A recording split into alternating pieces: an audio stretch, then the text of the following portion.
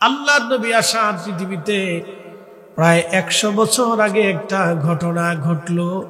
এই ঘটনার নাম হলো আসহাবে উখদুদ। সত্যনিষ্ঠ মানুষের সঙ্গে মিথ্যার সাথে সারা জীবন লড়াই হয়েছে। কিয়ামত পর্যন্ত মিথ্যার সাথে মুসলমানরা লড়াই করতে থাকবে। চিরজীবন মুসলমানদের লড়াই হবে, লড়াই চলতে থাকবে। এই লড়াই আজকে থেকে না, বহু বছর আগে হযরত ওমর রাদিয়াল্লাহু আনহু আল্লাহর নবী পৃথিবীতে তশরীফ রাখার 70 বছর আগে একটা ঘটনা ঘটেছিল। নবীজি দুনিয়াতে আসার 70 বছর আগে একটা ঘটনা।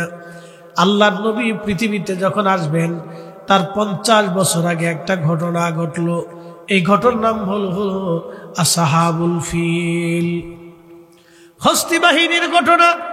সেই ঘটনাকে আল্লাহ কোরআনে বলছেন, আলাম তারা কাইফা ফাআলা রাব্বুকা বিআসহাবিল ফিল। এই ঘটনা 20 বছর আগে পৃথিবীতে আর একটা ঘটনা ঘটেছিল। সেই ঘটনাটা ঘটেছিল ইয়ামান দেশে। প্রিয় উপস্থিতি, মনোযোগ দিবেন। এরা তন্ত্র মন্ত্র সাধনা করে, তারা তন্ত্র মন্ত্র সাধনা করে। ইয়ামানের দেশের রাজা, তিনি তন্ত্র মন্ত্র দিয়ে কাজ হাসিল করতেন। ইয়ামানের রাজা বললেন, একদিন ওই যিনি জাদুকর ছিলেন তিনি রাজাকে বললেন, রাজা মহারাজ, আমি তো মারা যাব, চলে যাব আমি একদিন দুনিয়া থেকে। অবশ্যই মৃত্যু আমার আসবে, কিন্তু আমার মৃত্যু আসার পরে আমার প্রতিনিধি রেখে যাওয়ার জন্যে আমাকে একটু সুযোগ যদি দেন, তাহলে একটা যুবক, মেধাবী যুবক আমাকে দিয়ে দেন, বালক দিয়ে দেন। ওই বালকটাকে আমি জাদুবিদ্যা শিখাইয়া আমি প্রতিনিধি বানাইয়া আপনার জন্য নিয়োজিত করে যাব।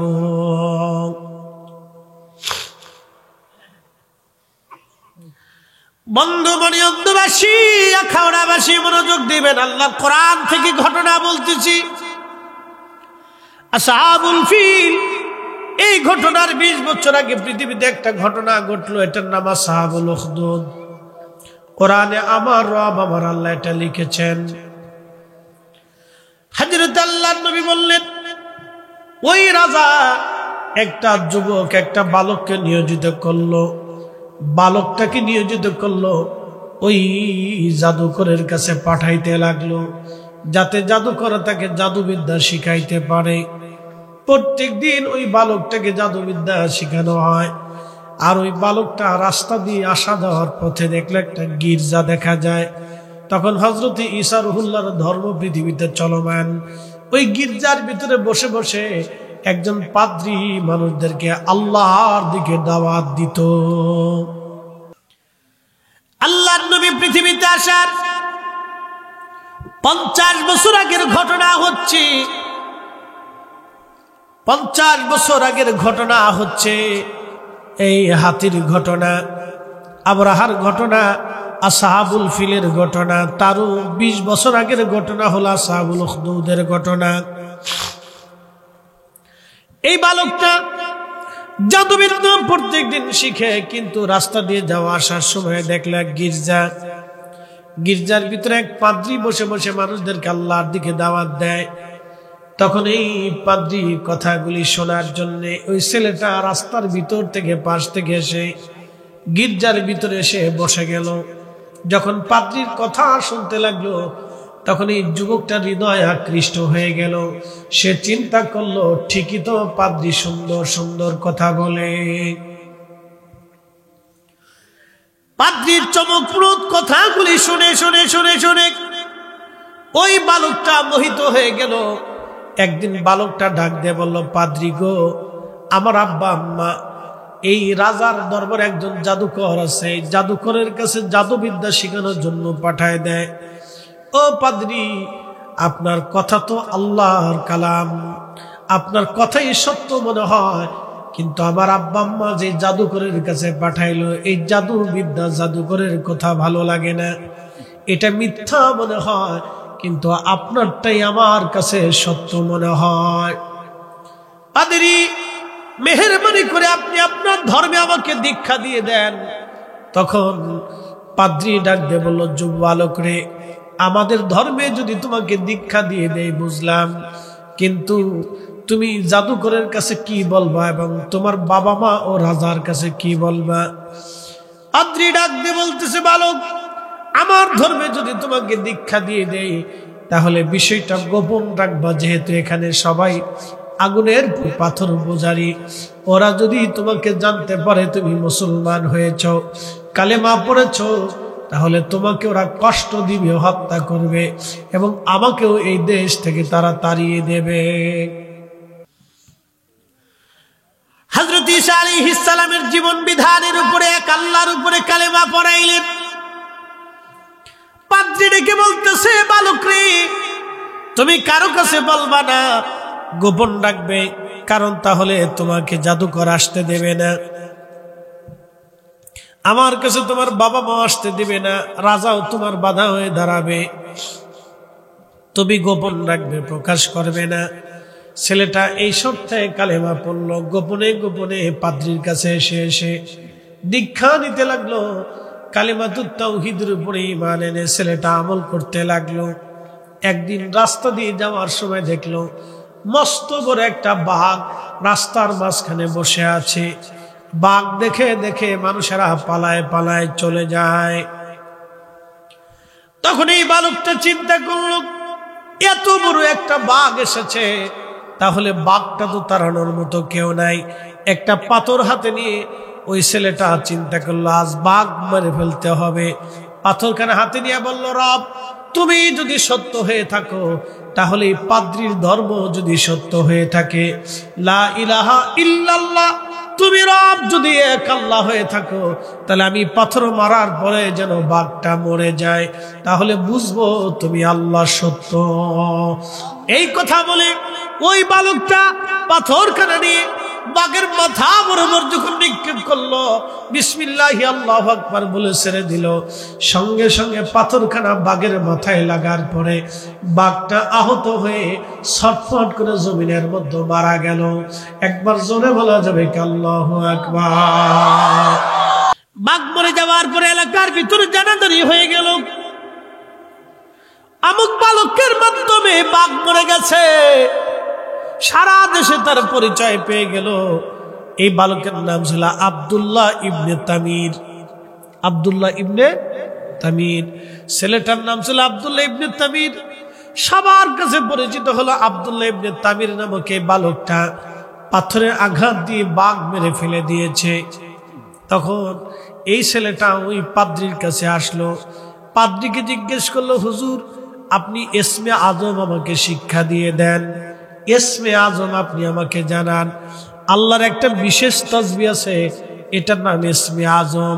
এই ইসমে আজম যারা আয়ত্ত করতে পারে পৃথিবীতে তারা অমর হয়ে থাকে, ধন্য হয়ে যায়। যেমন খাজা বাবা আজমিরি ইসমে আজমের অধিকারী থাকার কারণে পুরা আনা সাগরের পানি একটা লুটার ভিতরে তিনি নিয়ে এসেছিলেন। একসাথে বলা যাবে না মারহাবা? ইসমে আজমের অধিকারী হযরত শাহজালাল ইয়ামানি মুজাররিদি হওয়ার কারণে পানির উপরে জায়নামাজ বিছাই দিলেন, আর জায়নামাজ বিছাইয়া পানির উপরে দিয়ে নদী পার হয়ে গেলেন। এই ইসমে আজম যার কাছে থাকবে তিনি অনেক বড় আল্লাহর ওলি। যেমন আলিফ লাম মিম, আলিফ লাম রা, ইয়াসিন, তাহা।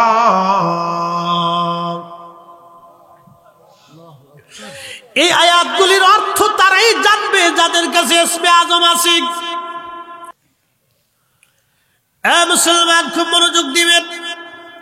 এরা মন্ত্রতন্ত্র সাধনা করে আল্লাহর পথের সাধক না। আল্লাহর পথের সাধক যারা, তাদের কাছে ইসমে আজম থাকবে। আকাশের দিকে তাকাবে, বৃষ্টি হবে, নদীর দিকে ইশারা করবে, নদীর পানিগুলি উজানের দিকে রওনা করবে। বন্ধু আমার, বন্ধা নারী পানির মধ্যে ফু দিয়ে পানি পান করাবে, বন্ধ্যত্ব সেরে যাবে। ক্যান্সারের রোগ আল্লাহর দরবারে হাত তুলবে, ক্যান্সার ভালো হয়ে যাবে। ইসমে আজমের অধিকারী যারা, তারা মুস্তাজাবাতুদ দাওয়া হয়ে যায়, তারা আল্লাহর কাছে যা চায় আল্লাহ তাই দিয়ে দেয়। একবার জোরে বলা যাবে কি মারহাবা।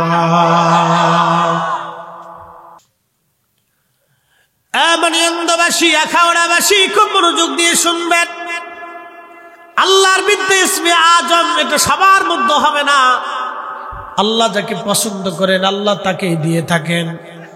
এই যুবকটা বালকটা এসে ওই পাদ্রীকে ডাক দিয়ে বলল, পাদ্রী আমাকে ইসমে আজম শিখিয়ে দেন। পাদ্রী বললেন, বেটা ইসমে আজমের ওজন সহ্য করার মতো বয়স তোমার হয় নাই। তখন যুবক বালক বলল, না হুজুর, ইসমে আজম আমাকে শিখতেই হবে, এটা আল্লাহ পাকের গোপন এক বিদ্যা, এক ভান্ডার। এই ইসমে আজমের অধিকারী ছিলেন ইমাম শাফিঈ। যাই নামাজ বিছাইয়া দজলা নদীর উপরে তিনি নামাজ পড়েছিলেন।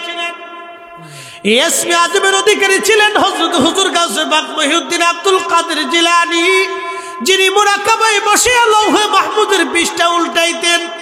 একসাথে বলবেন আল্লাহু আকবার। এই ইসমে আজমের অধিকারী ছিলেন ওমর ইবনুল খাত্তাব রাদিয়াল্লাহু আনহু।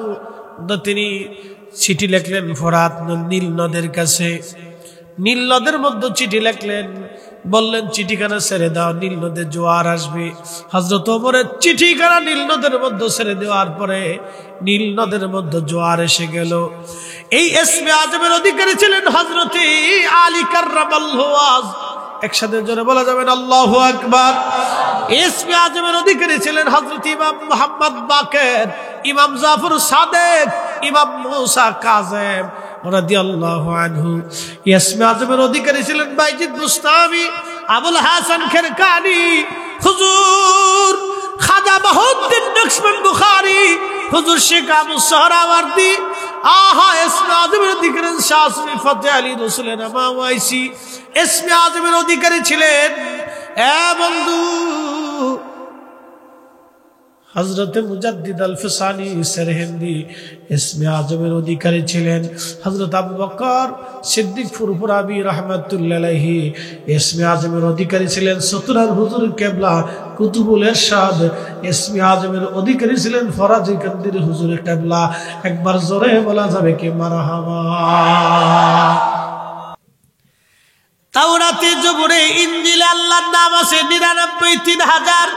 কোরআনে আছে 99। তাওরাত, জবুর, ইনজিল, কোরআন দিয়ে আল্লাহর নাম আছে 3099টা নাম। এই 3099 নামের ভিতরে আল্লাহর একটা নাম আছে ইসমে আজম। এই ইসমে আজমের অধিকারী যারা, তারা মুস্তাজাবাতুদ দাওয়া, আল্লাহর কাছে যা চাবে আসমান থেকে তাই আসবে, যা বলবে তাই আসবে, যা বলবে তাই আসবে। 50 বছর যদি কোনো নারীর সন্তান না হয়, ওই নারীর জন্য আল্লাহর দরবারে হাত বাড়াবে, আমার আল্লাহ তার সন্তান দেবে। একবার জোরে বলা যাবে কি আল্লাহু আকবার। 3000 নাম জোগাড় করে বালকটা একটা একটা করে নাম তীরের ফলার আগে, তীরের আগা যে ফলা আছে, তীরের ফলা, তীর যুদ্ধক্ষেত্রে যে তীর ব্যবহার করে তার ফলা, তার আগাটা, মাথাটার মধ্যে আল্লাহর নামগুলি লিখতে লাগলো। 3000 নাম লিখলো। 3000 তীরের মধ্যে একটা জায়গা আগুন জ্বালাইয়া ওই আগুনের মধ্যে প্রত্যেকটা তীর, নাম খচিত তীরগুলি আগুনের মধ্যে নিক্ষেপ করতে লাগলো। সব তীর আগুনের মধ্যে পড়ে যায়, কিন্তু ইসমে আজম খচিত তীরের ফলাটা আগুন থেকে বারবার আগুন থেকে লাফিয়ে লাফিয়ে বের হয়ে পড়ে যায়। একবার জোরে বলা যাবে কি আল্লাহু আকবার। যখন আল্লাহ পাকের ইসমে আজম খচিত তীরটা আগুন থেকে বের হয়ে চলে আসে, তখন সে নামটা পেয়ে গেল। ওই তীরের ফলাটা নিয়ে পাদ্রীর কাছে যায়, বলল, হুজুর, আমি আল্লাহ খচিত এই তীরখানা আগুনের মধ্যে ফেলে 3000 নামের পরীক্ষা নিরীক্ষা করে ইসমে আজম আমি পেয়ে গেলাম। তখন ওই পাদ্রী ডাক দিয়ে বলল, বেটারে, তুমি ইসমে আজম পাইছো, শোনো, ইসমে আজমের বিরাট বড় ওজন। এর ওজন তুমি সহ্য করতে পারবা না, কারণ তুমি অল্প বয়সী মানুষ। তবে শুনে রাখো, আমার মন বলতেছে তুমি কোনো দুর্ঘটনার মধ্যে পড়ে যাবারে বেটা। তবে যদি কোনোদিন কোনো দুর্ঘটনার মধ্যে পড়ে যাও, সাবধান, আমার কথা কিন্তু কারো কাছে বলবা না। আমার কথা কিন্তু কারো কাছে বলবা না রে বেটা, আমার কথা গোপন রাখবা। ছেলেটা গোপন রাখার সত্ত্বে ইসমে আজম আয়ত্ত হলো, সারা দেশে জানাজানি হলো অমুকের বেটা অমুক। আব্দুল্লাহ ইবনে তামিরের কাছে গেলে মানুষের মনের আশা পূর্ণ হয়। অন্ধর জন্য দোয়া করলে চোখ ভালো হইতো, অসুস্থ রোগীর জন্য দোয়া করলে রোগ ভালো হয়ে যাইতো, বন্ধাত্ম নারীর জন্য দোয়া করলে আল্লাহ সন্তান দিত। এইভাবে সারা ইয়ামান দেশে তারা সুনাম সুখ্যাতি ছড়িয়ে গেল। একবার রাজার একজন উজির, যিনি প্রধানমন্ত্রী, রাজার প্রধানমন্ত্রী যিনি, তিনি অসুস্থ হয়ে গেলেন, অন্ধ হয়ে গেলেন, তিনি চোখে দেখেন না। তিনি জানতে পারলেন আব্দুল্লাহ ইবনে তামির নামক একটা যুবক আছে, বালক আছে, তার কাছে গেলে এই অন্ধত্ব দূর হবে, সে বড় আধ্যাত্মিক বিদ্যার অধিকারী। এই কথা শুনিয়া রাজার উজির তিনি ধীরে ধীরে এসে আব্দুল্লাহ ইবনে তামিরের কাছে সে বলল, আল্লাহর বান্দা, তো আমি শুনছি তুমি বলে চোখ ভালো করে দাও। আমি রাজার উজির, আমার চোখ অন্ধ হয়ে যাওয়ার কারণে রাজ দরবার থেকে চাকরি চলে গেল রে যুবক আব্দুল্লাহ, বালক আব্দুল্লাহ ইবনে তামির, তুমি আমার চোখটা ভালো করে দাও। আব্দুল্লাহ ইবনে তামির ডাক দেয়, বলল, রাজা, চোখ ভালো করার মালিক আমি না, চোখ ভালো করার মালিক আমার আল্লাহ। বলে, আল্লাহ আমারকে বলতেছে, ডাক দেয়, উজির, তোমার রব আমারও রব, তামাম সৃষ্টির রব যিনি, তিনি আল্লাহ, তিনি এক আল্লাহ। তুমি যদি লা ইলাহা ইল্লাল্লাহ মেনে নাও, আল্লাহর উপরে তুমি বিশ্বাস স্থাপন করো উজির, তাহলে আমি তোমার জন্য দোয়া করব, আমার আল্লাহ তোমার চোখ ভালো করে দেবে। চিৎকার মেরে জোরে বলেন আল্লাহু আকবার। মানিয়ান্দাবাসী, আখাউড়াবাসী, এই যুবকের বালকের কাছে যখন এই উজির আসলো, উজির বলল, হা বালক, আমি কালেমা পড়ব, লা ইলাহা ইল্লাল্লাহু ঈসা রূহুল্লাহ। ঈসা নবীর নামে এসে কালেমা পড়ল। তখন ওই বালক দোয়া করে বলে, ইয়া রাব্বি, আপনি উজিরের চোখ ভালো করে দেন। আল্লাহর নবী বলতেছেন, সাথে সাথে চোখ ভালো হয়ে গেল। একবার জোরে বলা যাবে কি মারহাবা? সাথে সাথে চোখ, জোরে বলেন চোখ। আবু বকর সিদ্দিক গারে সৌরের ভিতরে প্রত্যেকটা গর্তগুলি চাদর ছিঁড়ে ছিঁড়ে ছিঁড়ে ছিঁড়ে বুঝিয়ে দিলেন। একটা গর্ত তিনি বুঝাইতে পারলেন না। বলে, আবু বকর আগে কেন বলো নাই? বলে, হুজুর, আপনাকে যদি ঘুম থেকে জাগায় নবীর কষ্ট হবে। আমি আবু বকরের জীবন চলে যাক, কিন্তু রসুলকে কষ্ট দিতে পারি না। দেখেন, তারা সামান্যতম রসুল কষ্ট পা কেটে দিতে চাই নাই। আজকে আমার দেশে একদল আছে, বুকে হাত বেঁধে নামাজ পড়ে, তারা বলে রসুলের আব্বা আম্মা কাফের ছিল, জাহান্নামী হয়ে গেছে। আচ্ছা বলেন, তারা কথা দিয়ে নবীকে কষ্ট দেয়, কারণ রসুলের আব্বা আম্মাকে কোনো উম্মত যদি কাফের বলে, বুঝতে হবে আল্লাহর নবীর কলিজায় ব্যথা লাগে। আল্লাহর নবীর কলিজায় যারা ব্যথা দিয়া আমার দেশে যারা নামাজ কালাম শিখাইতে চায়, ঘন্টা মণি দিয়া সৌদি আরব মক্কা মদিনায় পড়ে আসার পরও আমরা মনে করি সব ইহুদিদের খালাতো ভাই। কথা কন না কেন? কোনো সন্দেহ? আপনি একটু চিন্তা করেন, তারা কথা দিয়ে রসুলকে কষ্ট দেয়। আর আবু বকর সিদ্দিক তিনি এতটাই ভালোবাসতেন যে, হুজুর আপনার কষ্ট হবে, সেই জন্য আমি আপনাকে ঘুম থেকে উঠাই না। এইভাবে তারা রসুলকে ভালোবাসতেন। এই জন্য আমরা জীবন চলে গেলেও আমরা যখন রসুলকে সালাম দেওয়া হয়, তখন আমরা সুন্নিরা বসে থাকি না। কথা কন না, জোরে বলেন। আমরা এই সময় কার জন্য দাঁড়াই? রসুলের জন্য দাঁড়াই। এখানে আমাদের আর কোনো উদ্দেশ্য, জমি জমা, টাকা পয়সা, অর্থ বিত্ত, মান সম্মান, নিজের অস্তিত্ব, কোনো কিছুর জন্য দাঁড়াই না। আমরা একমাত্র আল্লাহ নবীর ইজ্জতে দাঁড়াই। কথা বলেন ঠিক না বেঠে? নবীর উম্মত শুনিয়া জানা খাওড়াবাসী, আল্লাহ নবী ডাকতে বলেন, আবু বকর কোথায় তোমাকে কামড় দিয়েছে সাপে? বলো। আবু বকর সিদ্দিক দেখায় দিলেন নবীজি পবিত্র থুতু মুবারক বের করে এনে ওই সাপের ক্ষত স্থানে নবীজি লাগাই দিলেন।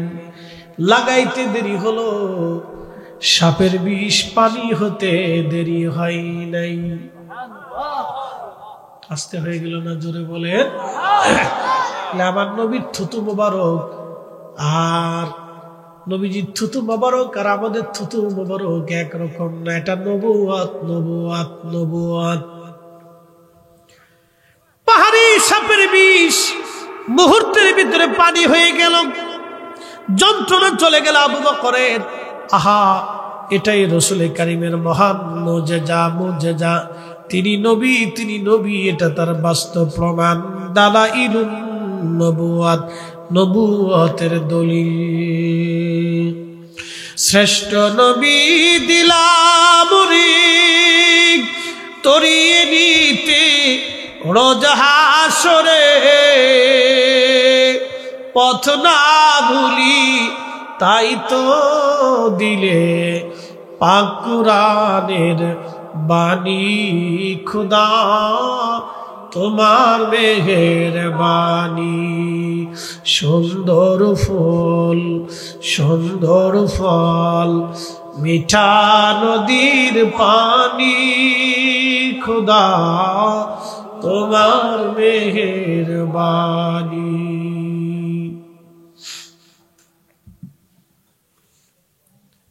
তো ওই উজিরের চোখ ভালো হয়ে গেল।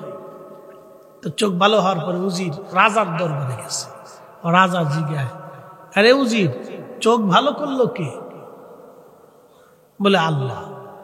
বলে আল্লাহ কে? তোমারও রব, আমারও রব। রাজা কয়, আমি কি তোর খোদা না? বলে না, তুমি আমার খোদা না, আমার খোদা আল্লাহ। একসাথে বলবেন আল্লাহু আকবার। রাজা ডাক দিয়ে বলতেছে, উজির, এই বিদ্যা তুমি কোথা থেকে শিখছো বলো। উজির ডাক দিয়ে বলতেছে, রাজা, এই বিদ্যা আমার শিখাইছে আপনি যারে জাদু বিদ্যা শিখাইতে দিয়েছিলেন, ওই বালক আব্দুল্লাহ ইবনে তামির। বলতেছে, বলো কি? বলে চোখ কিভাবে ভালো হলো? বলে ওই ছেলে দোয়া করছে। বলে তা তো ভালো জাদু বিদ্যায় শিখছে, তাহলে যুবকটিকে ডাকো। ওই বালককে ডাকার পরে আব্দুল্লাহকে রাজা যে বলল, আব্দুল্লাহ, তুমি তো সুন্দর জাদু শিখছো, তুমি চোখ ভালো করে দিলে। আব্দুল্লাহ, তুমি কে? তোমাকে চোখ ভালো করলো, এই বিদ্যা তোমার কে দিল? আব্দুল্লাহ ইবনে তামির ডাক দেখায়, রাজা, আমি চোখ ভালো করি নাই, চোখ ভালো করেছে আমার আল্লাহ। একসাথে বলেন আল্লাহু আকবার। কে ভালো করছে? কে ভালো করে? কে ভালো করে? কে দেয়? এক আম গাছে 50 বছরের আম কে দেয়? 2 কেজি ধান ছিটিলে 25 মণ কে ধান দেয়? একটা মাছের ডিম থেকে হাজার হাজার মাছ কে দেয়?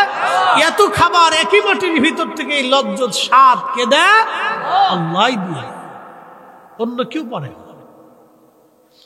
তো যুবক বলতেছে, বালক বলতেছে, বাচ্চা, আল্লাহ চোখ ভালো করছে। বলে আল্লাহকে? বলে তোমারও রব, আমারও রব। আমি কি খোদা না? কয় না। সত্যের সাথে মিথ্যার দ্বন্দ্ব শুরু হয়ে গেল। মিথ্যা বলতেছে আমি খোদা, সত্য বলতেছে তুমি খোদা না, খোদা একজন। রাজা বলে আমি কি রব নই? না, তুমি রব না, রব আমার আল্লাহ। বলিস কি? তোকে এই বিদ্যা কে শিখাইলো? বলে অমুক পাদ্রী। ধরে নিয়ে পাদ্রীকে, ধরে নিছে পাদ্রী নিয়ে। পাদ্রী, তুই কি এই বিদ্যা মানুষে শিখাস? বলে হ্যাঁ। বলে রবকে? বলে আল্লাহ। আমি কি খোদা না? তুমি খোদা না। তাই তো অনেক লোকরে তুই শিখেছিস, তুই কি বিদ্যা ছাড়বি? বলে না। তাহলে জীবন দিবি? হ্যাঁ দিবি। এই শোনেন, সত্যের জন্য যুগে যুগে মানুষ জীবন দিয়েছে, কিন্তু মিথ্যার কাছে মাথা নত করে নাই। কি কথা কর না কেন? ঠিক কিনা? সাহাবীদের পিঠের চামড়া উঠিয়ে ফেলে দেওয়া হয়েছে, কিন্তু কোন সাহাবী মিথ্যার কাছে। বহু ওলির জীবন চলে গেছে, বহু শহীদ হয়ে গেছে, বহু সাহাবীর জীবন চলে গেল, সন্তান হারাইল, শহীদ হয়ে গেল, কিন্তু মিথ্যার কাছে তারা মাথা নত করে নাই। মাথা উঁচু করে শির উঁচু করে হযরত ইমাম হুসেন কারবালার ময়দানে দাঁড়িয়েছিলেন। তিনি মিথ্যার সামনে সেই দিন মাথা নত করলে আমার রাসূলের উম্মত সারা জীবন মিথ্যার সামনে মাথা নত করত। এখন বাদশা বলতেছে ওই যে পাদ্রী ধরে নিয়ে আসছে, পাদ্রীর মাথার উপরে করাত সেট করছে, করাত দিয়ে ফেরে ফেরে ফেরে ফেরে ফেরে ফেরে তিলে তিলে তিলে তিলে তাকে হত্যা করা হবে। হযরত জাকারিয়া আলাইহিস সালামের মতো তার মাথার উপরে করাত ধরছে। বাদশা বলতেছে, এই পাদ্রী তুই কি আমাকে খোদা মানবি? পাদ্রী বলে, না, জীবন চলে যাবে, তোমাকে খোদা মানতে পারবো না। নবী বলেছেন, উম্মত তোমাকে কেটে কেটে কেটে কেটে যদি টুকরা টুকরা টুকরা টুকরা করে দেওয়া হয়, তারপরে তুমি শিরক করবে না, আল্লাহর সাথে অংশীদারিত্ব সাব্যস্ত করবে না, লা ইলাহা ইল্লাল্লাহ থেকে সরে আসবে না, তোমাকে কেটে কেটে টুকরা টুকরো করার পরেও তুমি লা ইলাহা ইল্লাল্লাহ থেকে সরে আসবে না, তুমি আল্লাহর বিশ্বাস থেকে সরে যাবে না, মুহাম্মদ রাসূলুল্লাহর বিশ্বাস থেকে তুমি সরে যাবে না। কারণ একবার বেঈমান হয়ে কবরে গেলে তুমি চিরদিন তোমাকে জাহান্নামে থাকতে হবে, আর ঈমান নিয়ে কবরে গেলে একদিন না একদিন জান্নাতে যাওয়ার সুযোগ হবে। একসাথে বলা যাবে না আল্লাহু আকবার? কি মুসল্লিরা ঠিক আছে না? কয়জন খুব তাজা তাজা আছে? শোনেন, ওদের দরকার, একদিন আমরা সবাই চলে যাব, ওরাই জেগে থাকবে, আবার ওদের পরে নতুন প্রজন্ম আসবে, আবার আমরা হারিয়ে যাব, মাটির সাথে মিশে যাব। আল্লাহু আকবার। কালের পরিক্রমা, এটা আল্লাহর ফয়সালা। মনিয়মবাসী মনোযোগ দিয়ে শুনিয়া যান। এবার এই বালক ওই পাদ্রীটাকে বাদশার লোকেরা মাথা থেকে পা পর্যন্ত করাত দিয়ে ফাড়তে লাগলো, তাকে ফেরে ফেরে ফেরে ফেরে হত্যা করা হলো। কিন্তু পাদ্রী ঈমান দেয় নাই, জীবন দিল। এবার এই বালকরে বলা হলো, বালক তুমি কি ধর্ম ছাড়বে? বালক বলল না। বাদশা বলল, তাহলে বালকরে শুলে চড়াও। শুলের মধ্যে চড়াইয়া তার বুক লক্ষ্য করে তীর মেরে মেরে তাকে হত্যা করো। ওই জমানার এই সিস্টেম ছিল হত্যা করার পদ্ধতি। শুলের মধ্যে চড়াইয়া তার বুক লক্ষ্য করে যখন তীর ছুঁড়ে মারা হলো, আল্লাহর নবী বললেন প্রত্যেকটা তীর তার বুকের সামনে থেকে ফিরে ফিরে জমিনের মধ্যে পড়ে যেতে লাগলো। একটা তীরও তার বুকের মধ্যে ঢুকে না। একবার জোরে বলা যাবে কি আল্লাহু আকবার? তার বুকের ভিতরে আছে কি? ইসমে আজম। জোরে বলেন, একসাথে বলেন কি? আরো জোরে। ইসমে আজমের ওলি যারা, বাঘে তাদেরকে আক্রমণ করে না, পৃথিবীর কোন পশু পাখি সৃষ্টি তাকে আহত করে না, ধরতে পারে না, সাহস পায় না, তারা তাদেরকে চিনে, বাঘে তারে সালাম করে। এই জন্য শাহ মুস্তাফা আল বাগদাদি হুসাইনি মৌলভীবাজারের শহরে ঘুমিয়ে আছেন। তিনি 360 আউলিয়ার ওলি যিনি, তিনি বাঘের পিঠে সওয়ার হয়ে সিলেট থেকে মৌলভীবাজার এসেছিলেন। হাজার হাজার হিন্দু সনাতন ধর্মের লোকেরা দেখলো, হায় হায়, তিনি বাঘের পিঠের উপরে সওয়ার হয়ে আসছে। বাঘেদার কথা শুনে বোঝা গেল সে দুনিয়ার আর সাধারণ কোনো ব্যক্তি না, সে আল্লাহর ওলি। তখন অনেক হাজার হাজার মানুষ কালেমা পড়ে মুসলমান হয়ে গেলেন। একবার জোরে বলা যাবে কে মারহাবা? ইসমে আজম সবার কাছে নেই, ল্যাংটার কাছে নেই, কিন্তু ল্যাংটার কাছে, বেশরিয়তের কাছে, বেনামাজির কাছে, বেরোজগারের কাছে। একদল আছে জীবনে একবার নামাজ পড়লেই সরে, বুঝবেন ও মুসলমানই হয় নাই। কি কথা কর না কেন? কোরআনের একটা শব্দ কি মিথ্যা হবে? যদি রসুলের একটা জীবনের একটা অংশ কি মিথ্যা হবে? কেউ যদি মনে করে যে নামাজই নাই, তাহলে বুঝতে হবে সে রসুলকে অস্বীকার করছে। কারণ রসুলের 23 বছরের জিন্দেগি এক ওয়াক্ত নামাজ রসুলের কাদা হওয়া তো দূরের কথা, একটু সময়ে পরিবর্তন হয় নাই। যে নবী উম্মতকে 5 ওয়াক্ত নামাজ মসজিদে নববী বানাইতে শিক্ষা দিয়ে দিল, সেই উম্মত যদি নামাজ অস্বীকার করে, ফির তো দূরের কথা, মুসলমান। এই কথা কর না কেন, জোরে বলে। ও বানাইছে আমার সাহসী। ও সাহসী হইলে সাহস শয়তানকে না, খাটাইশ কোথাকার, এগুলির পিছনে যাওয়া যাবে না। সাবধান করে বলে দিয়ে দিচ্ছে, আপনার দুনিয়া নষ্ট হবে, আখিরাত ধ্বংস হয়ে যাবে। প্রিয় উপস্থিতি, মনোযোগ দিবেন। এই বালক বলল, না না না, আমি ধর্ম ছাড়ব না। তার বুকের সামনে থেকে ওই তীরগুলি ঝরে ঝরে পড়ে যেতে লাগলো, একটা তীরও তার বিদ্ধ হয় না। রাজা বলল, ব্যাপার কি? তাকে সমুদ্রের মধ্যে নিয়ে যাও। সমুদ্রের মধ্যে নিয়ে যাওয়ার পরে সমুদ্রের গভীরে তাকে ছেড়ে দিয়ে চলে আসো। রাজার সৈন্যরা জাহাজ নিয়ে সমুদ্রের গভীরের মধ্যে যখন নিয়ে গেল, ঝড় তুফান এসে রাজার সৈন্যরা ডুবে মরে গেল। কিন্তু এই বালক আব্দুল্লাহ ইবনে তামির অলৌকিকভাবে সমুদ্র থেকে বেঁচে আবার রাজদরবারে ফিরে আসছে। রাজা ডাক দেখো, এ বালক, তুমি কেমনে আসলা? কে তোমারে বাঁচাইলো?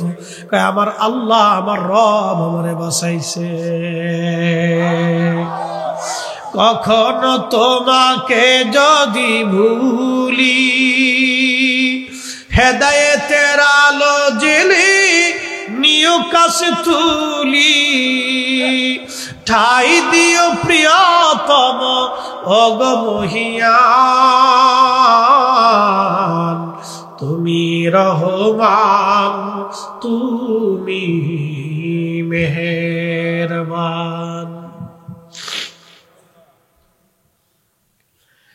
আবার রাজা ডাক দিয়ে বলতেছে, সৈন্যরা তাকে পাহাড়ে নিয়ে যাও, পাহাড়ের উপর থেকে তোমরা তাকে ফেলে দাও। নবী দুনিয়াতে আসার 70 বছর আগের ঘটনা, মনোযোগ দিয়ে শুনে যাবেন। আজ পাহাড়ের উপরে নিয়ে যাওয়া হলো, পাহাড় থেকে তাকে ফেলে দেওয়ার জন্য।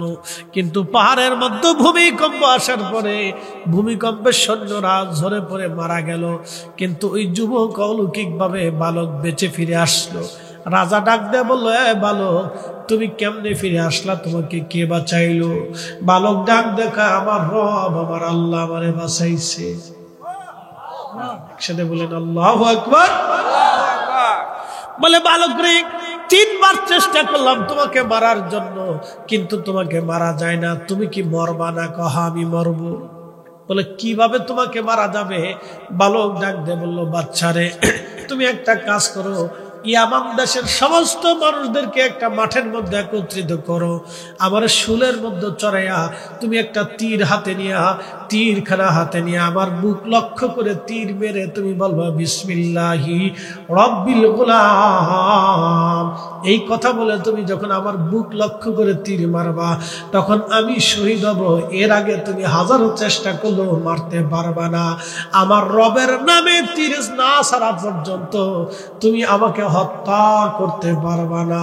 জোরে বলা যাবে আল্লাহু আকবার। বলো কি? কাহা, এটাই।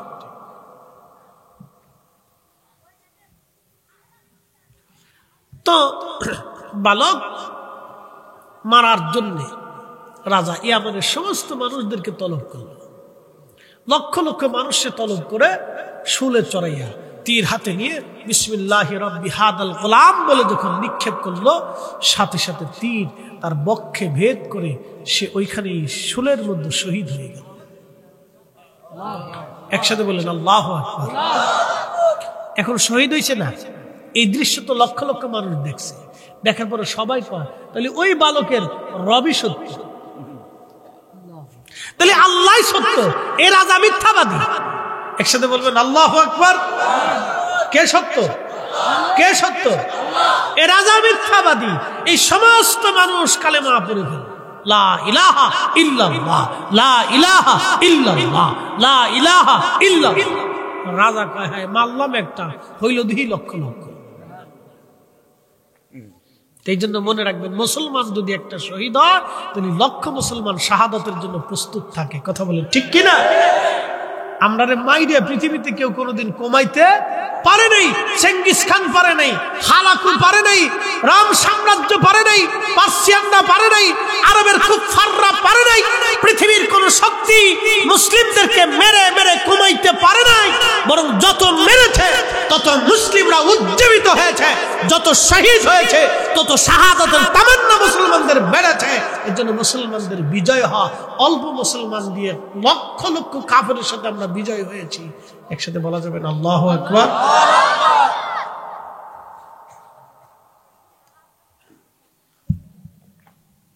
ঘটনা শেষ না। এখন রাজা বলল, তাহলে এত মানুষ যেহেতু কালেমা পড়ছে, তাহলে এই মানুষদেরকে তোমরা ইয়ামানের মোড়ে মোড়ে পয়েন্টে পয়েন্টে বড় বড় গর্ত খনন করো, আগুন জ্বাল। বড় বড় গর্ত খনন করে আগুন জ্বালাইয়া এই আগুনের ভিতরে যারা আমাকে খোদা মানবে তাকে ছেড়ে দিবা, যে আমাকে খোদা মানবে না তাকে আগুনের মধ্যে ফেলে দিবা। আবার বল, ইয়ামানের বড় বড় রাস্তার কিনারে কিনারে বিরাট বড় বড় গর্ত খনন করে রাজা বলল, আমাকে খোদা মানলে ছেড়ে দিবা, আমাকে খোদা যে মানবে না তাকে আগুনে ফেলে দেবা। এইভাবে একটা না দুইটা না, তারা 20,000 মানুষকে আগুনের মধ্যে পুড়িয়ে মারল। কিন্তু 20,000 মানুষ আগুনে পুড়ে মারা গেল, কিন্তু ঈমান দিল না। এইভাবে 20,000 মানুষ জীবন দিয়ে দিল। সর্বশেষ একটা মহিলা, একটা মেয়ে, তার ছোট্ট কোলের বাচ্চাটা নিয়ে সৈন্যরা তাকে টেনে টেনে আগুনের দিকে নিয়ে যায়। মেয়েটা নিজের কলিজার সন্তান বাচ্চার চিন্তা করে বারবার আগুন থেকে ফিরে আসার চেষ্টা করতেছিল। তখন ওই কোলের বাচ্চার জবান খুলে গেল। আসতে হলো না, জোরে বলেন, বলেন আল্লাহ আছে না নাই? জোরে বলেন আসেনি? কয়জন? আরো জোরে, জোর হয় না কেন? কবর আসেনি? বলতেছি আছে, সামনে আরো আছে। ঘটনা শেষ না। মানিয়ান্দবাসী এই মহিলার কোলের বাচ্চার জবান খুলে গেল। বাচ্চাটা ডাক দেখে, মা মা মা, ও মা, তুমি যে আগুনের কুণ্ডলি, আগুনের গর্তটাকে তুমি আগুন মনে করতেছো মা, তুমি আগুন থেকে পালানোর চেষ্টা করতেছো মা। আমি আগুন দেখি না রে মা, আমি আগুনের কুণ্ডলিটাকে আল্লাহর জান্নাতের বাগান দেখতেছি মা, এটা খুদার জান্নাত মা, ভয় পাইও না মা। আচ্ছা, কোলের বাচ্চা কি কথা বলে? কোলের বাচ্চার জবান খুলে গেল। ও মা, মারে, তুমি যেটাকে আগুন দেখতেছো মা, আমি আগুন দেখতেছি না, এটা বেহেশত। তোমার আগে বহুজন এই আগুনের ভিতরে ঝাঁপিয়ে বেহেশতে চলে গেছে মা। তুমি হতভম্ব হইও না, তুমি বিচলিত হইও না, তুমি চিন্তিত হইও না মা, ভয় পাইও না। এ মা, এটা আগুন না, এটা বেহেশত। একসাথে বলছেন আল্লাহু আকবার। পৃথিবীর এক প্রসিদ্ধ ঘটনা, আসহাবুল উখদুদিন নারি দাতিল ওয়াকুদ ইদহুম আলাইহা কুউদু ওয়া হুম আলা মা ইয়াফআলুনা বিল মুমিনিনা শুহুদ ওয়া মা নাকামু মিনহুম ইল্লা আইয়ুমিনু। শুধু তাদের অপরাধ ছিল তারা আল্লাহকে এক বলে স্বীকার করছে। আল্লাহর উপরে ঈমান আনার কারণে সেই দিন তাদেরকে পুড়িয়ে পুড়িয়ে মারা হয়েছিল। তারা জীবন দিয়েছিল কিন্তু ঈমান দেয় নাই। পুড়িয়ে পুড়িয়ে মারা হয়েছিল, তারা জীবন দিয়েছিল কিন্তু ঈমান দেয় নাই। কিন্তু আমরা বড় মুসলিম জাতি, মসজিদে 2 টাকা চাইলে, টাকা পয়সা চাইলে, শুক্রবারের দিন কিছু টাকা, অনেকে সিরা টাকাও দেয়। এই কি কথা কন না কেন, দেয় না? আমার এক মুতল্লি আমার মসজিদে প্রত্যেক জুমাতে ওই 3-4 হাজার মুসল্লি হয়। ঢাকাতে তো আমার হাউজিং মসজিদ, তো সব হাউজিংবাসীরা আমার মসজিদে আসে, আমার খুব মহব্বত করে। প্রত্যেক জুমাতে ওয়াজ শোনে, তো খুব মায়া করে। তো মুতল্লি বলতেছে, হুজুর একটু ওয়াজ করে দিন তো, খালি সিরাটে আসে, সিরাটে ফসাটে, যেটা চালাইতারে না, এটা মসজিদের বাক্সে হান্দাই দিয়ে যায়। বাঙালি কত বড় চালাক, চিন্তা করেন, আল্লাহর ঘরের সাথেও চালাকি করে। এই চালাকি করা যাবে? আপনি চিন্তা করেন যে মানুষ আগুনের ভিতরে, মহিলা তার বাচ্চা সহ ঝাঁপিয়ে পড়ে গেল। একসাথে বলবেন আল্লাহু আকবার। তেলের গাড়ি তেলে চলি,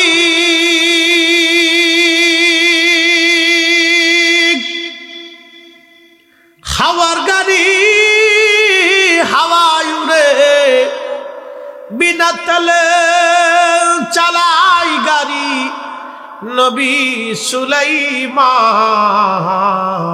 আমরা সেই মুসলমান।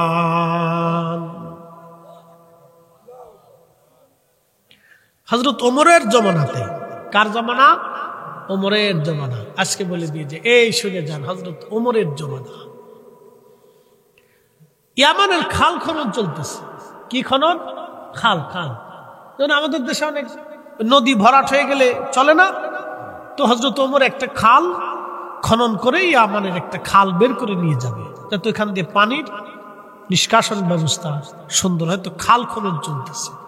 তো খাল খনন করার সময় দেখা গেল মাটির নিচে এক বালকের লাশ। এইভাবে তাফসীর ইবনে কাসিরের ভিতরে আসছে, মাথার ভিতরে এইভাবে হাত দিয়ে তার লাশ ওইভাবে সমাহিত করা আছে। কিন্তু কাফনের কাপড় তাজা, শরীরের পোশাক তাজা, তখনও তার শরীরের চুল তাজা, তার দেহ তাজা, তার ত্বক তাজা, তার চেহারা অক্ষর নষ্ট হয়নি, যেইভাবে ওইরকমই করে রয়েছে।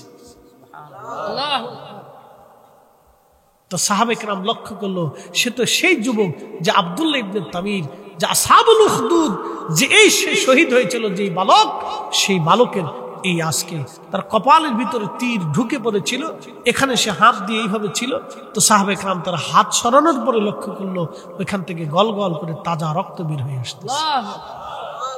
আচ্ছা, এখন বলি, নবীজি ইন্তেকাল, নবুয়ত, কুরআন শরীফ নাজিল হইল 40 বছরে। কত বছর? একসাথে বলুন, কত বছর? নবীজি আসার কত বছর আগের ঘটনা? 70 আর 40 কত? 110। আর হযরত ওমরের খেলাফত কত? নবীজির ইন্তেকাল এর পরে, তাহলে আরো 23 বছর। আরো কত বছর? 23 বছর পরে নবী ইন্তেকাল করছে না? তাহলে আরো 23 বছর, তাহলে কত হলো? 133। আর হযরত ওমরের খেলাফত আবু বকরের 1-2 বছর পরে, 135 বছর পরে লাশ উত্তোলন করার পরে দেখা গেল যেরকম ওইরকমই রয়েছে। জোরে জোরে জোরে জোরে জোরে জোরে, না না হয় না, আরো জোরে, আরো জোরে। 100 কত? তাকবীর, নারে রিসালাত, নারে গাউসিয়া, পবিত্র জশ্নে ঈদে মিলাদুন নবী, আহলে সুন্নাত ওয়াল জামাত। শোনেন, যদি হযরত ঈসা আলাইহিস সালামের উম্মতের লাশ 135 বছর পরে এইভাবে অক্ষত থাকে, তাহলে ঈসা আলাইহিস সালামের উম্মতের চাইতে এই নবীর উম্মতের 70 গুণ মর্যাদা বেশি।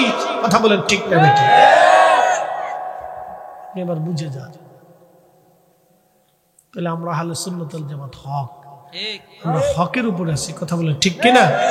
আমরা সত্যের উপরে প্রতিষ্ঠিত আছি, আমরা হকের উপরে প্রতিষ্ঠিত আছি। আজারে বাজারে আন্দা গান্দা আমাদের কাছে নেই, আন্দা গান্দা পাছা এই সমস্ত বিশ্বাস আকীদার উপরে আমাদের ভিতরে নেই। আমরা আহলে সুন্নাত ওয়াল জামাত হকের উপরে প্রতিষ্ঠিত আছি। এমন অন্ধবাসী সাহাবীরা হযরত ওমরের কাছে চিঠি লিখলেন, আমিরুল মুমিনিন আব্দুল্লাহ ইবনে তামিরের লাশ পাওয়া গেছে 135 বছর পর। তার লাশ থেকে এখনো ক্ষত থেকে রক্ত বের হয়। মাথা থেকে হাত সরানোর পরে সাহাবীরা আবার মাথার এখানে হাত বসাই দিলেন। চুল যেমন, চোখ যেমন, শরীর তেমন। 135 বছর আগে যেইভাবে দাফন করা হয়েছিল, 135 বছর পরে মাটির নিচে ওইভাবেই আছে। সামান্য পরিমাণ ত্বক, চেহারা পর্যন্ত নষ্ট হয়ে যায় নাই। এরা মুসলিম, মুসলিম, মুসলমান, মুসলমান। তাহলে বলেন কবর আছে না নাই? সনাতন ধর্মের একটা বিশ্বাস। আবার আসিব ফিরে ধানসিঁড়িটির তীরে নবান্নে বাংলায়, হয়তো শালিকের বেশে হিন্দুরা বিশ্বাস করে আবার পৃথিবীতে আমি ফিরে আসব। ভগবান আমাকে দুনিয়াতে পাঠাবে কুত্তা বানাইয়া, বিলাই বানাইয়া, ছাগল বানাইয়া, পাখি বানাইয়া। এই আসার কোনো সুযোগ আছে? এমনি বৈশত কে আর একটা গাড়ির উপর চাপ দিয়ে বকুড়ি চরান বন জঙ্গলা এই গনবিজে কংসাদনে পাইব তোমায়। আল্লাহ আল্লাহ আল্লাহ আল্লাহ মেরে দেখ দিবানি এই গনবিজে কংসাদনে পাইব তোমায়। আল্লাহ আল্লাহ আল্লাহ বনের যত পশু গণ ভক্তি করতই দুই চরণ, মেঘমালা ছায়া দিত গা এই গনবিজে কংসাদনে পাইব তোমায়। আল্লাহ আল্লাহ আল্লাহ আল্লাহ মেরে দেখ দিবানি এই গনবিজে কংসাদনে পাইব তোমায়। আল্লাহ আল্লাহ আল্লাহ আপনাকে দেখিতে মনে চাই গনবিজে কংসাদনে পাইব তোমায়। আল্লাহ আল্লাহ আল্লাহ আল্লাহ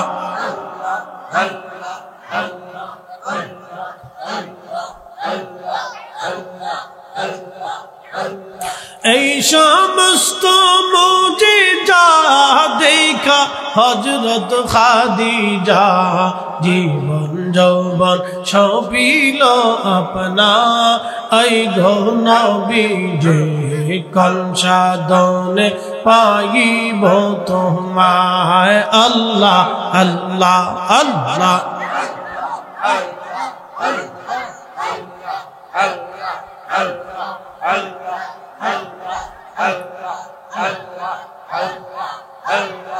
লা ইলাহা ইল্লাল্লাহু মুহাম্মাদুর রাসূলুল্লাহ সাল্লাল্লাহু আলাইহি ওয়াসাল্লাম।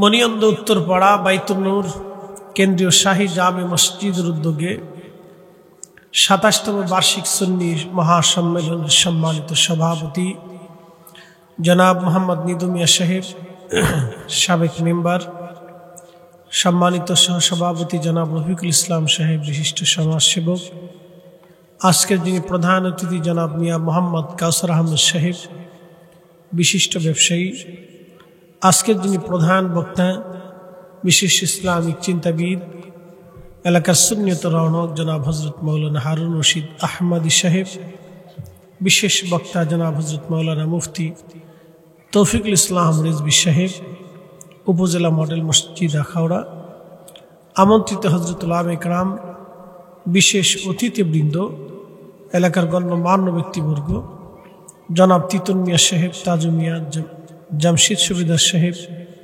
রাশিদুল কাউসার সাহেব, নজরুল ইসলাম এবং সোহেল ভুইয়া সাহেব সহ সকল এলাকার মুরব্বী, আপনাদের এলাকার আত্মীয় ডক্টর বাবু ভাই, যিনি আমার সাথে আজকের প্রোগ্রামের ব্যাপারে যোগাযোগ রক্ষা করেছেন, এবং আপনাদের এলাকার সকল কৃতি সন্তান, গণ্যমান্য ব্যক্তিবর্গ, সম্মানিত মুরব্বী, কলিজার টুকরো যুবক ভাইরা, পর্দানিশীল আমার সম্মানিতা মা বোনেরা, মাইকের আওয়াজ যত দূর পর্যন্ত যাচ্ছে সকলকে মোবারকবাদ।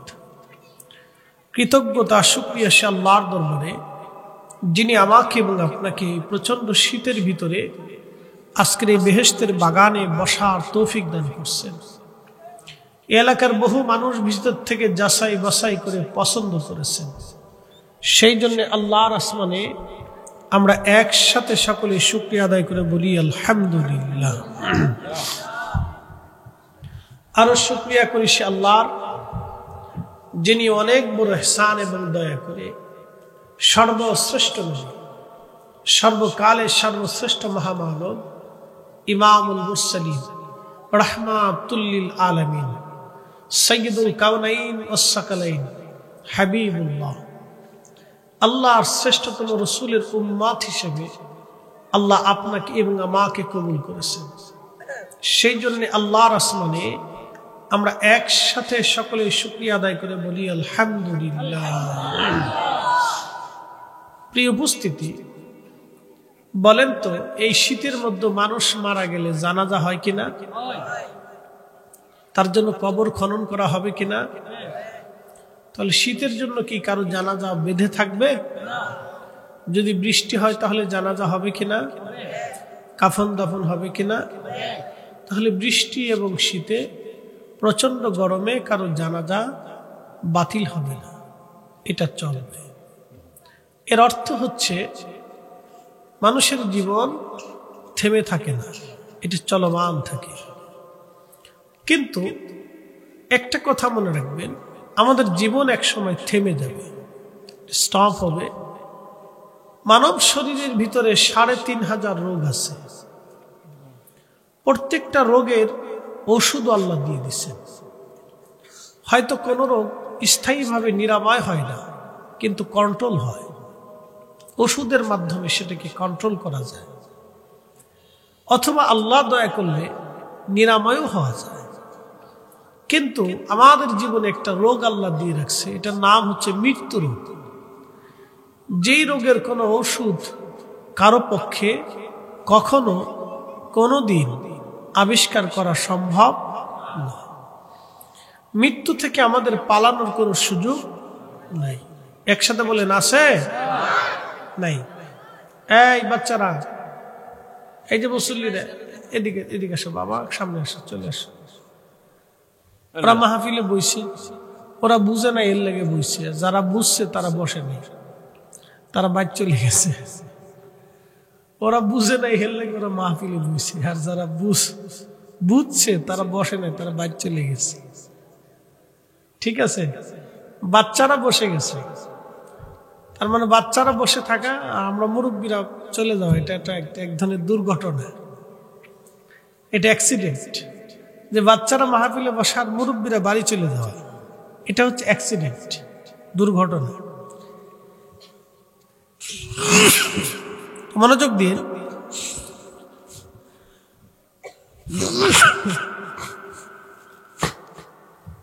মৃত্যুর কোন ওষুধ আজও পর্যন্ত কেউ আবিষ্কার করতে পারেন। কেন পারে নাই? এই পিছনে আল্লাহ নিজের একটা বক্তব্য শুনে নেন। আল্লাহ বলছেন, কুল, হুজুর আপনি বলেন, ইন্নাল মাউতাল্লাযী তাফিররুনা মিন, মানুষগুলি মৃত্যু থেকে পালায়। এই যে আমাদের দেশের পার্শ্ববর্তী দেশ ভারত, এই আপনাদের বর্ডার এলাকা, হয়তো কিছু দূর হাঁটলেই ভারত পাওয়া যাবে। ইন্ডিয়া বলতেছে আমরা বাংলাদেশে চিকিৎসা দেব না, চাল দেব না, ডাল দেব না, পেঁয়াজ রসুন কিছু দেব না। আচ্ছা বলেন, ইন্ডিয়া যদি আমাদের চাল ডাল পেঁয়াজ রসুন সব দেওয়া বন্ধ করে দেয়, তাহলে কি আমাদের খাওয়া দাওয়া বন্ধ থাকবে? আল্লাহ কোনো না কোনো মাধ্যম দিয়ে, কোনো না কোনো দেশের দিয়ে আল্লাহ আমাদের আরেকটা ফয়সালা করবে। আচ্ছা বলেন, ইন্ডিয়া থেকে যারা চিকিৎসা করে বাংলাদেশে আসে, তারা কি চিরদিন বেঁচে থাকে? ইন্ডিয়ার যারা বড় বড় ডাক্তার আছে, তারা কি চিরদিন বেঁচে থাকে? তারাই যেহেতু বাঁচে না, তাহলে তাদের চিকিৎসা দিয়ে আমরাও বেঁচে থাকতে পারবো না, বেঁচে থাকতে পারবো না, এটা সম্ভব না। চান না চান সেটা পরে, কিন্তু বেঁচে থাকা সম্ভব না। পৃথিবীতে মানুষ ইন্ডিয়ার চিকিৎসার শেষ হওয়ার পরও ভালো না হলে সিঙ্গাপুরে যায়, সেখানেও ভালো না লাগলে মানুষ লন্ডন আমেরিকাতে উন্নত চিকিৎসার জন্য বড় বড় হসপিটালগুলিতে তারা যায় যে ভালো চিকিৎসার জন্য। আচ্ছা বলেন, পৃথিবীর সবচেয়ে বড় ডাক্তার দেখালেও কি চিরদিন বেঁচে থাকা সম্ভব? সম্ভব না। যদি সেটা বিশ্বাস করে থাকেন, তাহলে আল্লাহ কোরআনে 1450 বছর আগে বলেন, কুল, হুজুর আপনি বলেন, ইন্নাল মাউতাল্লাযী তাফিররুনা মিনহু, মানুষ মৃত্যু থেকে পালায়, বেঁচে থাকতে চায়, দীর্ঘদিন সে বাঁচতে চায়, শুধু মৃত্যু থেকে পালায়। আপনি বলে দেন ফাইন্নাহু মুলাকীকুম, এই মৃত্যু তার সাথে মোলাকাত করবে, সাক্ষাৎ করবে, মৃত্যুর সাথে তার মোলাকাত হবেই। এখান থেকে বেঁচে থাকার কোনো রাস্তা নাই। এটা আল্লাহর চূড়ান্ত ফয়সালা। এই জন্য পৃথিবীর সমস্ত ডাক্তার, জ্ঞান, মেধা, বিদ্যা এক জায়গা হলো মৃত্যু রোগের কোনো ওষুধ আবিষ্কার করার সুযোগ নাই। এখান থেকে রেহাই পাওয়ার কোনো রাস্তা নেই, কারণ আল্লাহ যেটা বলেছেন এটাই চূড়ান্ত। আমাদের মালিক যেটা বলছেন এটাই চূড়ান্ত। বলবেন হুজুর যে আল্লাহ সত্য, আমাদের এই পার্শ্ববর্তী দেশে প্রচুর হিন্দু, ভারতে অনেক হিন্দু। তো হিন্দু ধর্মে যারা বিশ্বাসী তাদের কিছু বিশ্বাস আছে। যেমন একটা বিশ্বাস হলো, তারা মনে করে বিদ্যার দেবতা আলাদা, এই জন্য তারা সরস্বতীর পূজা করে, যে সরস্বতীর পূজা করলে সরস্বতী আমাদেরকে বিদ্যা দিবে, মেধা দিবে। হিন্দুরা মনে করে লক্ষ্মীর দেবতা আলাদা, সেই জন্যে ঘরে এবং দোকানে যাতে লক্ষ্মী আসে, বরকত হয়, তাদের ভাষায় আর কি, ঘরে যাতে সংসারে উন্নতি হয়, সেই জন্য তারা লক্ষ্মীর পূজা করে। আচ্ছা আপনারা বলেন তো, ঘরের উন্নয়ন, বাহিরের উন্নয়ন এবং বিদ্যার জন্যে, আমাদের জীবনের সব কিছুর জন্যে আমরা একমাত্র চাই কার কাছে? এই যে মুসল্লিরা, আপনারা বড় বড় মুসল্লি যারা আছেন, বলেন আমরা সব কিছুর জন্য চাই কার কাছে? জোরে বলেন, জোরে জোরে জোরে। আমরা চাবো কার কাছে? আপনার কি হাফ প্যান্ট পরা নি? আচ্ছা অসুবিধা নেই, তাও সমস্যা নেই, তো বইয়ে থাকো। শীতকালে তো ওইটা পরা ঠিক নাই, গিরে ঘুরে বইতেই। আচ্ছা মনোযোগ দেন। হিন্দুদের আরো কিছু বিশ্বাস আছে, যেমন তারা শিবের পূজা করে, শিব পূজা। কেন? তারা ভাবে শিবের পূজা করলে আমাদের যৌবন শক্তি, আমাদের শক্তি আমরা বেশি পাব, শিব আমাদেরকে শক্তি দিবে। আচ্ছা আপনারা বলেন তো, এটা তাদের বিশ্বাস। এরপরে তারা গণেশের পূজা করে, দুর্গার পূজা করে, কালী পূজা করে, মনসা পূজা করে। সাপ থেকে বাঁচার জন্য বা সাপের আক্রমণ থেকে বাঁচার জন্য তারা মনসার পূজা করে, সাপের পূজা করে। গরুতে দুধ দেয়, সেই জন্য তারা গরুকে দেবতা ভেবে গৌর পূজা করে, গরুরও পূজা করে। আচ্ছা বলে, এটা তাদের ধর্মের বিশ্বাস। কিন্তু আমরা সব কিছুর জন্য একমাত্র শুধুমাত্র সেজদা কাকে দেই এবং চাবো কার কাছে? আল্লাহর কাছে। উদউনি আস্তাজিব লাকুম ইন্নাল্লাযীনা ইস্তাকবিরুনা আন ইবাদাতি সায়াদখুলুনা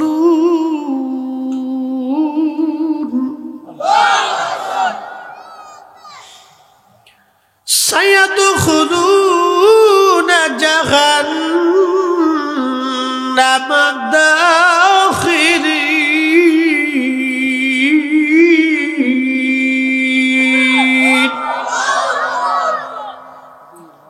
কোরআনে আল্লাহ বলেন, উদউনি, আমার কাছে চাও, আস্তাজিব লাকুম, আমি তোমাদেরকে দেব। কবি বলেছিলেন, রথ যাত্রা লোকারণ্য মহা ধুমধাম, ভক্তেরা পথে লুটায়ে করিয়াছে প্রণাম। পথ বলে আমি দিব, রথ ভাবে আমি, একথা শুনিয়া হাসে অন্তর্যামী। কথা বুঝেন নাই? রথ যাত্রা, সনাতন ধর্মে রথ যাত্রা হয়। রথ টেনে টেনে মানুষ যায়, কেউ পথে সেজদা দেয়, কেউ রথে সেজদা দেয়। তো রথ ভাবে আমি দিব, পথ ভাবে আমি দিব, রথেও দেয় না, পথেও দেয় না, দেয় কে? একসাথে বলেন কে দেয়? আল্লাহ দেয়। বুঝে যাবেন আল্লাহর কোরআন থেকে বলতেছি। إذا السماء ذات البروج واليوم الموعود وشاهد ومشهود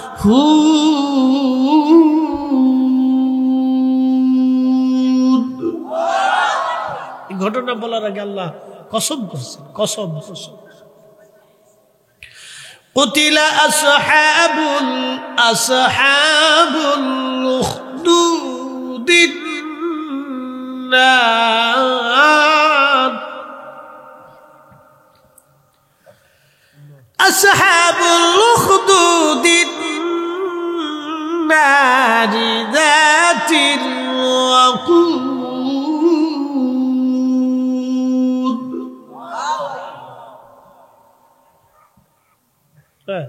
ঠিক আছে, শটাং মেরে দেন, ওরা ঘুমাক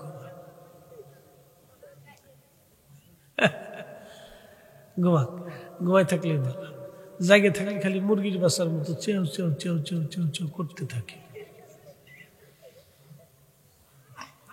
এ জাতি আর আমরা অন্দরমহলের জাতি, এটার মুখ বান্ধা যায় না। আমরা 10,000 লোক পুরুষ মানুষ যদি বসে থাকি তো কোনো শব্দ হবে না, কিন্তু 10 জন মহিলা মানুষ বললে সেও সেও সেও সেও কেউ কেউ কেউ কাজ চলে। এটার নাম দিয়েছি ব্যাটারি সারা রেডিও, আনলিমিটেড BBC নিউজ। দুনিয়ার সব সংবাদ এই জায়গা পাওয়া যায়, একবারে রাষ্ট্রপতি থেকে শুরু করে প্রধানমন্ত্রী, কোনো জায়গায় বাদ নাই। একবারে ঘরের হাড়ির ভিতর থেকে সব জায়গায় খবর আছে। ওরে গল্প কত যে ফ্যাটের ভিতরে গল্প আছে, বাপরি বাপ। ফ্যাটের ভিতরতে খালি বেরোইতে থাকে, পড়ার পড়ার পড়ার পড়ার পড়ার পড়া চলতে থাকে।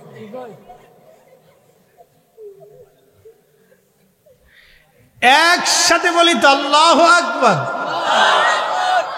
এখানে যদি গল্প না থাকতো তাহলে আপনি বাইক থাকতে পারতেন না। এরা যদি বাইক যায় দেখছেন বউ বুবায়ে বয়ে থাকবে, তো জামাই শেষ।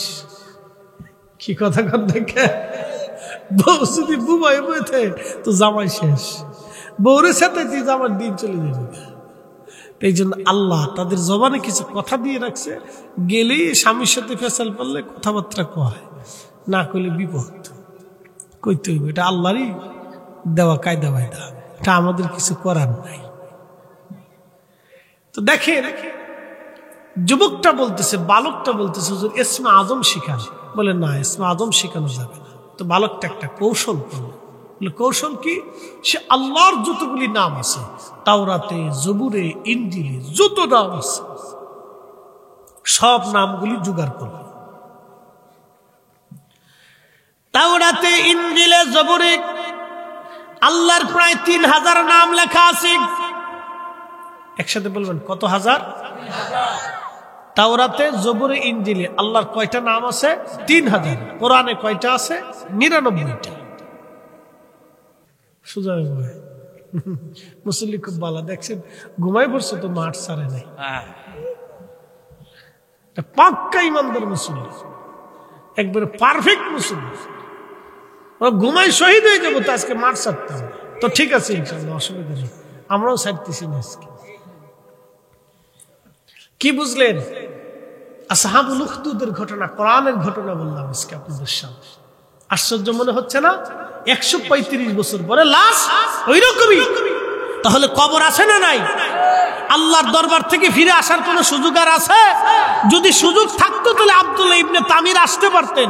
যদি সুযোগ থাকতো তাহলে ওমর আসতেন, উসমান আসতেন, আলী আসতেন, তালহা আসতেন, নবীরা আসতেন, অলিরা আসতেন, খাজা বাবা আসতেন, শাহজালাল আসতেন। পৃথিবীতে আর আসার কোনো সুযোগ নাই, চলে যাওয়ার সুযোগ আছে, কিন্তু আসার কোনো সুযোগ, আসার আর কোনো সুযোগ। এই জন্য কোরআন আল্লাহ বলেন, ও আমার বান্দারা, সুম্মা তুরাদ্দুনা ইলা আলিমিল গায়ব, সুম্মা তুরাদ্দুনা ইলা আলিমিল গায়বি ওয়াশ শাহাদা।